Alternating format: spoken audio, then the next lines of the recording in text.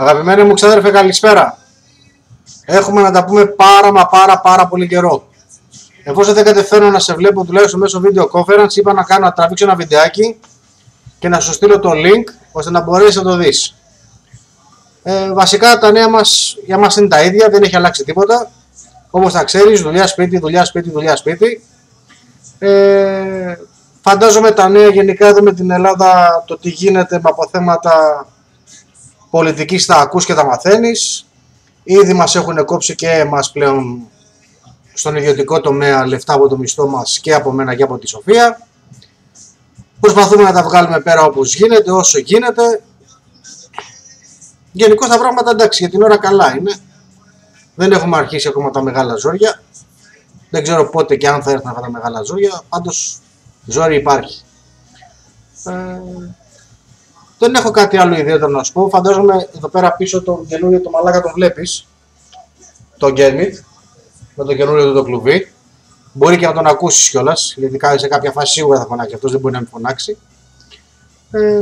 Κατά άλλα τα ίδια. Δουλειά, σπίτι, δουλειά, σπίτι, δουλειά, σπίτι, δεν αλλάζει τίποτα, φίλε. Έμαθα κάτι.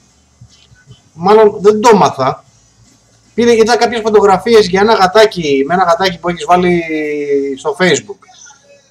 Και από ό,τι κατάλαβα έχεις πάρει γάτα, έτσι. Μπράβο φιλαράκι, καλή φάση.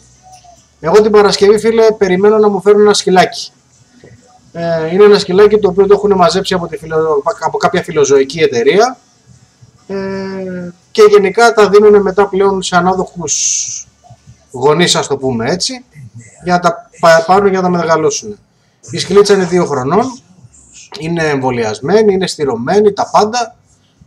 Την έχουμε κλείσει και έχουμε πάει και την έχουμε δει από την περασμένη εβδομάδα. Απλά επειδή λόγω χρόνου δεν μπορούσαμε να την παραλάβουμε, έχουμε κανονίσει να μας τη φέρουν την Παρασκευή αυτή. Μόλις με το καλό μας τη φέρουν, θα τραβήξω κάνα βιντεάκι κάτι και θα σου στείλω. Αυτά πάνω κάτω τα νέα μας, δεν έχω κάτι άλλο για την ώρα. Να δώσεις πολλά φιλιά στο Κατερινάκι και από μένα και από τη Σοφία.